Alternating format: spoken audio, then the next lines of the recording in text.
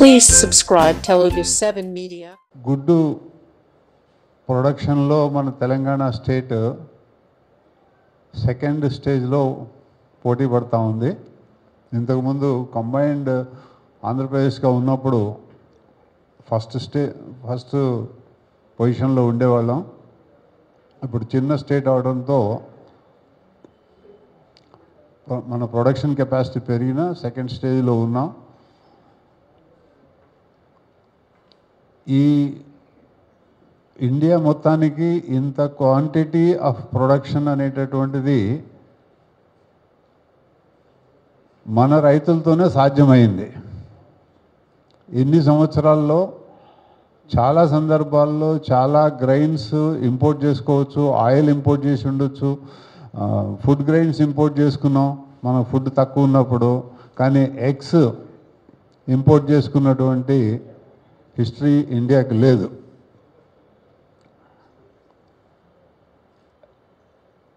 Unadulterated food,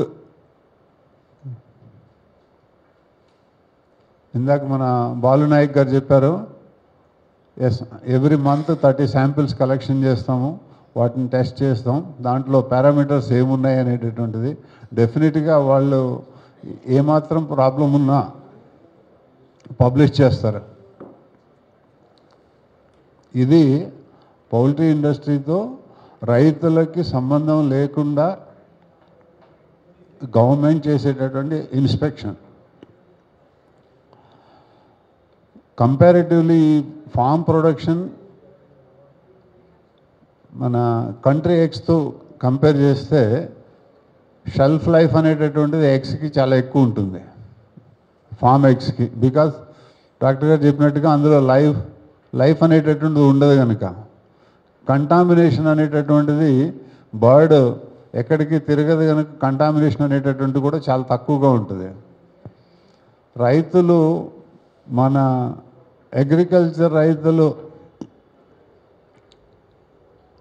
ఏదైతే ఆర్థిక ఇబ్బందుల్లో ఉన్నారో పౌల్ట్రీ రైతులు కూడా ఆల్మోస్ట్ అదే పరిస్థితిలో ఉన్నారు.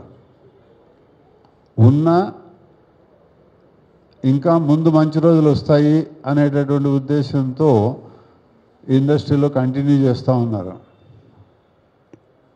వాళ్ళని అభినందించాల్సినటువంటి అవసరం ఉంది. ఇండస్ట్రీకి గవర్నమెంట్ సపోర్ట్ కూడా అవసరం. కొత్తగా పెట్టేటటువంటి రైతులకి సబ్సిడీ అనేటటువంటిది ఎక్కడ మన రాష్ట్రంలో ఇవ్వటం లేదు. జిఎస్టీ అనేటటువంటి మొన్న 12% నుంచి 5%కి వచ్చింది కనుక కొంత రైతులకు వెసులుబాటు ఉంది అనేటటువంటిది. అయితే రైతు ఫామ్ ఒకటి ఎస్టాబ్లిష్ చేయాలి అని అంటే స్టేట్లో ఉన్నటువంటి permission problems, documentation, fees pay చేయటము, ఇటువంటి అన్నీ చాలా ఇబ్బందికరమైనటువంటి విషయాలు. గవర్నమెంట్ వీటిని అగ్రికల్చర్ స్టేటస్ కింద కన్సిడర్ చేసి ఆ పర్మిషన్స్ నుంచి తప్పించాలి అనేటటువంటిది రైతుల కోరిక. వినియోగంలో మన స్టేట్ నంబర్ 1లో ఉన్నప్పటికీ కంపారిటివ్లీ మనం ఎంతసేపు వేరే కంట్రీస్లో ఎంత కన్జంప్షన్ ఉంది, వేరే కంట్రీస్లో ఇప్పుడు 180 ఎగ్స్ నడుస్తున్నాయి, జపాన్లో 200, 300 నడుస్తుంది అని అంటున్నారు. వేరే కంట్రీస్తో కంపేర్ చేసినప్పుడు మన కంట్రీలో కన్జంప్షన్ డబుల్ ఉండాల్సినటువంటి అవసరం ఉంది. ఎందుకంటే వాళ్ళ ఫుడ్ హ్యాబిట్స్ వేరు, వాళ్ళు కన్జ్యూమ్ చేసేటటువంటి బీఫ్, పోర్కు, ఇటువంటి ప్రోటీన్ ఐటమ్స్ మన దగ్గర తక్కువ యూజ్ చేస్తారు.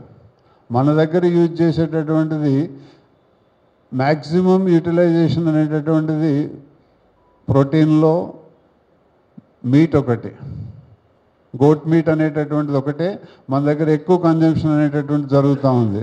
చికెన్ కన్జంప్షన్ పెంచాలి అనేటటువంటి ప్రతి డాక్టర్లు ఇప్పుడు చెప్తా ఉన్నారు, ఎగ్ కన్జంప్షన్, చికెన్ కన్జంప్షన్ పెంచండి, ఫిష్ కన్జంప్షన్ పెంచండి, మీ ఆరోగ్యం బాగుంటుంది అనేటటువంటిది. కార్బ్స్ తగ్గించాలి అనేటటువంటి చెప్తా ఉన్నారు. ఆ క్యాలిక్యులేషన్లో లెక్కేస్తే మన కన్జంప్షన్ అనేటటువంటిది 500 to 600 ఎక్స్ వరకు కన్జంప్షన్ పెరిగితే అందరి ఆరోగ్యాలు బాగుంటాయి అనేటటువంటిది. లైఫ్ స్టైల్ పెరిగింది, ఫుడ్ హ్యాబిట్స్ మారటం లేదు.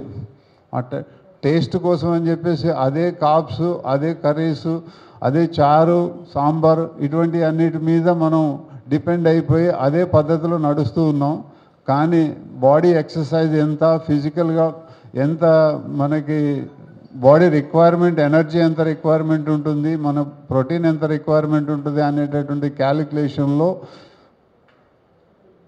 మన గృహిణులందరూ మిస్ అవుతున్నారు అనేటటువంటిది ఇక్కడ గమనించాల్సినటువంటి విషయం. ఎగ్ని డెఫినెట్గా కిచెన్లో డైలీ ఇంక్లూడ్ చేస్తూ ఉంటే, ఫుడ్లో ఇంక్లూడ్ చేసుకుంటూ ఉంటే ఆరోగ్యాలు బెటర్గా ఉంటాయి అనేటటువంటిది అందరూ ఎక్స్పీరియన్స్ ఉన్నటువంటి వాళ్ళు చెప్పారు ఇప్పటివరకు.